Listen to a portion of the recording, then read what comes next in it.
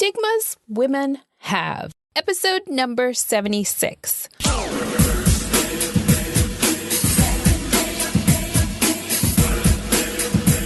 Welcome to the Keep It 100 Girls 12 Days of Inspirational Giveaways. This is a show where Girly Nation shares their 50 shades of cray-cray and their lessons learned. So you know what? We could all keep it 100 in 2017. I'm your host, Nina Babel. And are you ready to keep it 100? I'm ready to keep it real and true.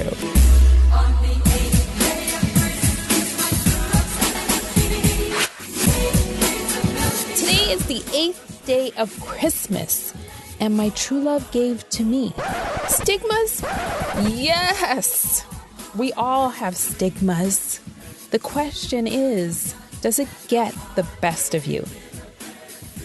In 2017, you'll know better. You'll know how to nip them in the bud for good. Goody good. So we all have hangups and we have stigmas, all for good reason and all for no reason at all. What it boils down to, it's called experiences. And in this episode, we girl talk. We real talk. And we have no filters in this discussion, because be ready. These ladies are about to keep it 100.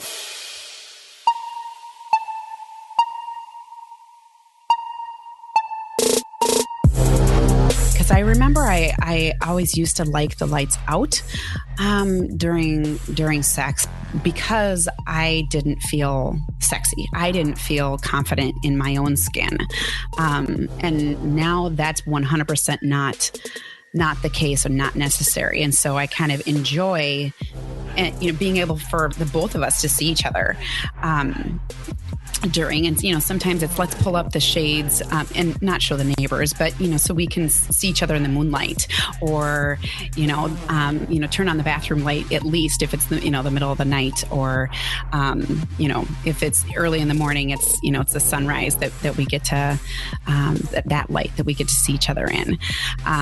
But yeah, it wasn't until I was confident in myself, and I think as I'm even talking about this, I think it has a lot to do with where my mind was, because I was thinking about me, right? Yeah. So I wasn't even thinking about him. And I'm sure that he thought I was not perfectly sexy, like completely adequate, right? Right. But I wasn't focused on him. I was focused on me. No boob girl. I was completely flat-chested. And I feel so bad because my daughter has the same body type as I do. So I remember seeing boobs pop up all around me and thinking something was wrong with me because I was so flat-chested. And my mom had huge boobs and my aunt had huge boobs. So everyone around me had boobs except for me. Let me ask you a question. Let me ask you a question. Would any of y'all deal with a dude that doesn't go down? No. Hell no. Thank you.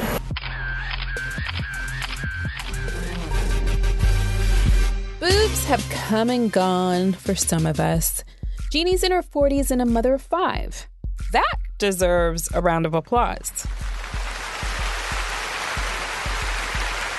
After hanging around flatsos in school to having 5 C-sections, you heard that right, she had 5, and nursing her babies, all of them, she opted to have a new set of knockers, or how she would put it, she filled the chicken cutlets.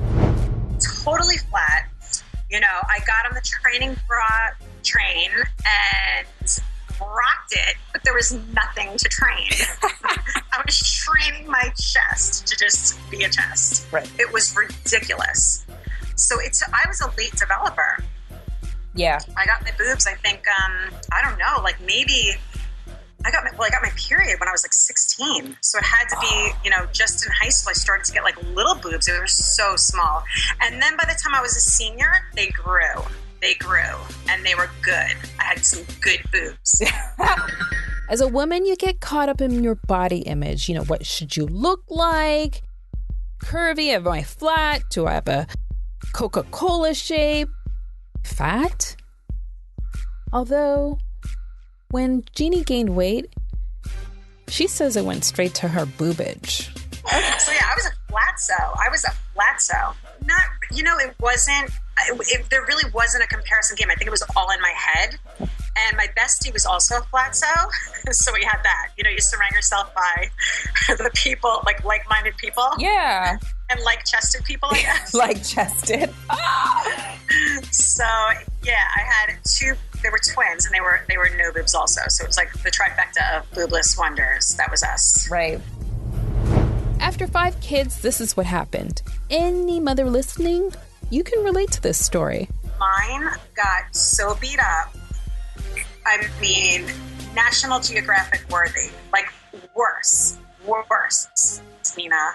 We're talking, I can't even describe them. I can't, it's like zucchinis, like empty zucchinis. They just became little flappers. Wow.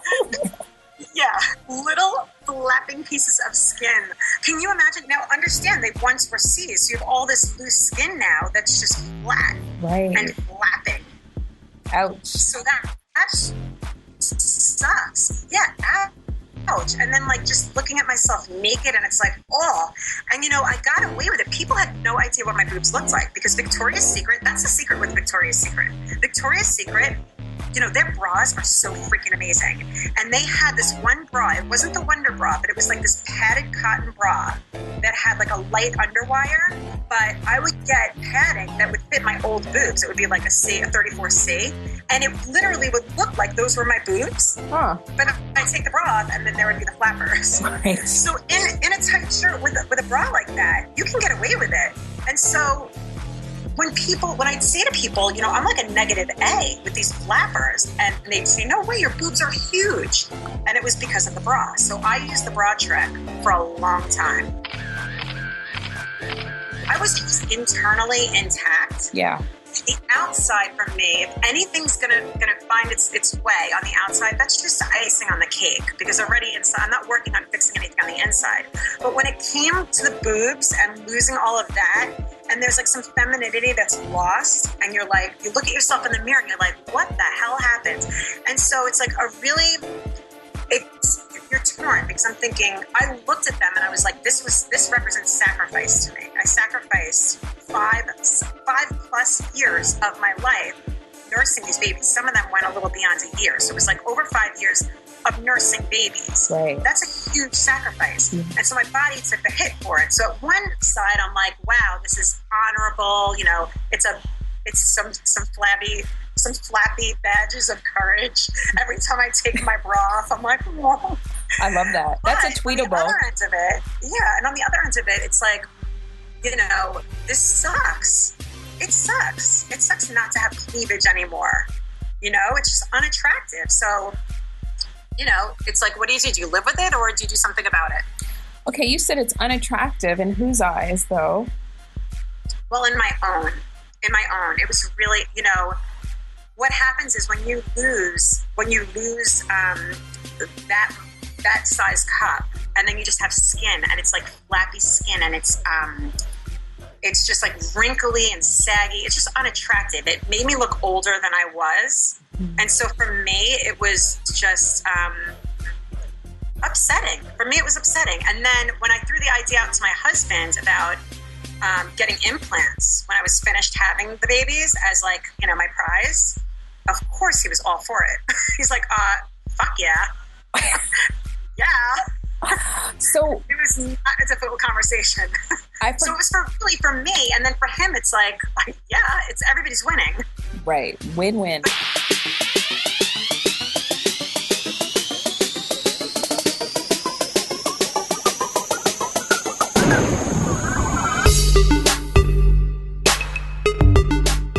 We're getting real and raw now. Just be prepared. This is a real stigma about being on top. Ladies and guys, if you're listening, it's about riding a guy. And Alyssa's going to give you her take on the before and after. Listen up.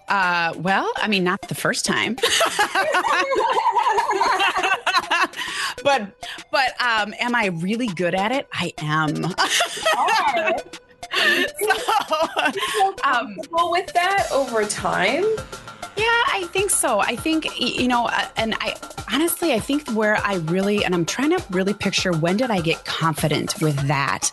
And because when you're on top of him like that, you're completely exposed, right? And so I think when I really became confident in my body, that's when there was like this shift between just getting it done, in that position anyway, and really enjoying the ride, you know? But yeah, I love that position. Well, I love lots of positions. You know, it used to feel, and again, I'm trying to think that far back. But, you know, it was like, turn the lights out. Cause I remember I always used to like the lights out, during sex, because I didn't feel sexy. I didn't feel confident in my own skin. And now that's 100% not the case, or not necessary. And so I kind of enjoy, you know, being able for the both of us to see each other, during, and, you know, sometimes it's, let's pull up the shades, and not show the neighbors, but, you know, so we can see each other in the moonlight, or, turn on the bathroom light, at least if it's the middle of the night, or, if it's early in the morning, it's the sunrise that we get to, that light that we get to see each other in. But yeah, it wasn't until I was confident in myself. And I think, as I'm even talking about this, I think it has a lot to do with where my mind was, because I was thinking about me, right? Yeah. So I wasn't even thinking about him. And I'm sure that he thought I was not perfectly sexy, like completely adequate, right? Right. But I wasn't focused on him. I was focused on me. And I think that maybe is a big shift too, is I do perform isn't the right word, but, arch my back a certain way and whatever, just to make it a little bit more of a show for my husband. Right. So it's not about me anymore. It's hard to even say, like I said, in my first marriage, we were 18 when we got together. And so back then I wasn't confident in my own body and that kind of thing, but it was also, God, it was so long ago. It's hard to remember initially. And then as we got into sort of this rut and routine of things, it was, let's get this done. We know this is important. We should do this. And it wasn't ever him that was requiring the lights out per se. It was more for my comfort. Surprise parties in college? Do you know what they are? Because I didn't until I spoke to Onika. And you are about to find out. I learned a lot from my girlfriends. I had a girlfriend who,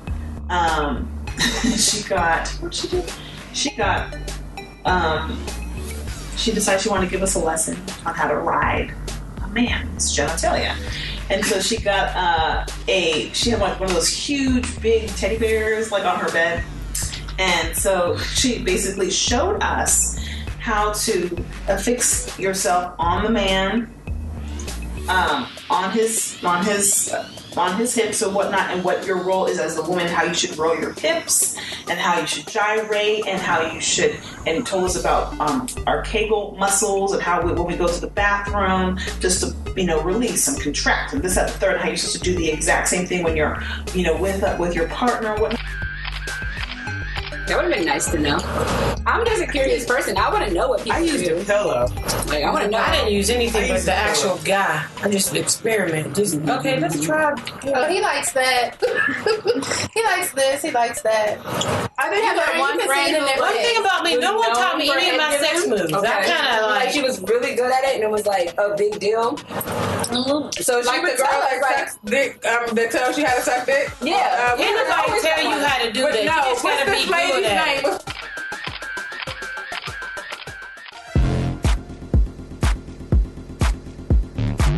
Girl talk. No one prepares you for this awkward moment. And you know what makes it worse? If he doesn't tell you. If he doesn't tell you he's circumcised.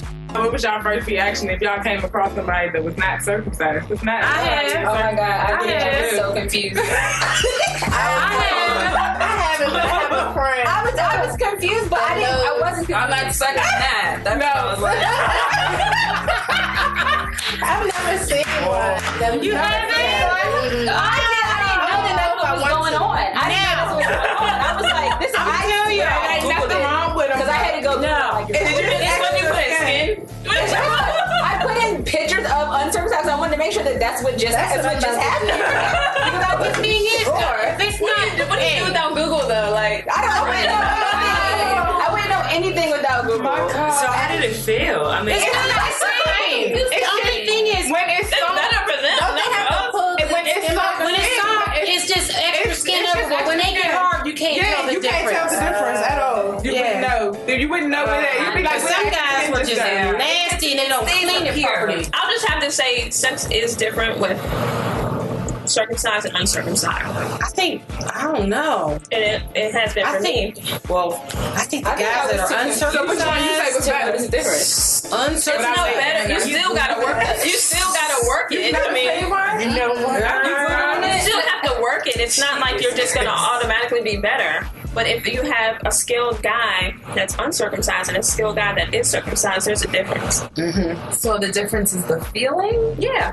Feel the same to me. It felt the same. It felt the but same. I'm talking about unprotected. When you touch it, it's not. This feels different. It feels a little. The only difference would be when it's not hard. That's the only difference. You can't see the actual head of the penis because the skin is over top of it. Yeah, but when the guy's already hard, you don't even know that it was like that anyway. It's like, I didn't know until after the fact. I figured something was different because it was in the process of not being hard. Like, you're up and you're just like, things just didn't feel right. I didn't know what was going on. It's like an elevator. So then I Googled it and I was like, this just happened to me. This really just happened to me.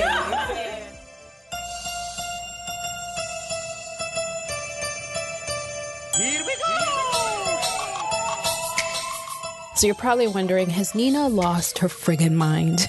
Well, the fact that my guests are open and honest is a true testament of what Keep It 100 really means. So what does that mean for you in 2017?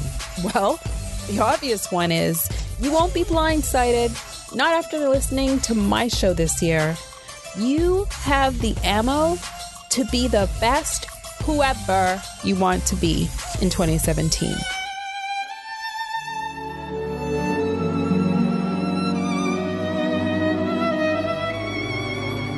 That is girl power, right? Friendship isn't about who you've known the longest, as you can tell. It's about who walked into your life and said, look, girl, I am here for you, and she proved it. She's a human diary who knows all your stories and helped you write them. Well, if you like this episode and any of my other ones, this is what I want you to do before the year is over. Kindly leave me a rating and 5-star review in iTunes. And you just head on over to your mobile, click on the podcast icon, you search for the Keep It 100 Girl Show, you click ratings and review, and voila, you just enter the title. Before that, you log in. You gotta log in with your iTunes credentials. And then you type in the title, your review description, and click the 5 stars, and done. One and done. It takes 10 seconds. Look, I rely on it because you know why? It helps me stand out from the crowd, and it helps women like you and even the men understand us and them a whole lot better. That's my inspirational gift today. Oh yeah, I totally forgot. If you listen to this episode, this is what you got to do to claim the prize. And it's first come, first serve. You got to hit me up on Twitter and you got to tell me you listened to episode number 76. And I will let you know what you won when you hit me up on Twitter. And that's my reel for this week. You know I keep it 100. I keep it real. I keep it true. Smooches.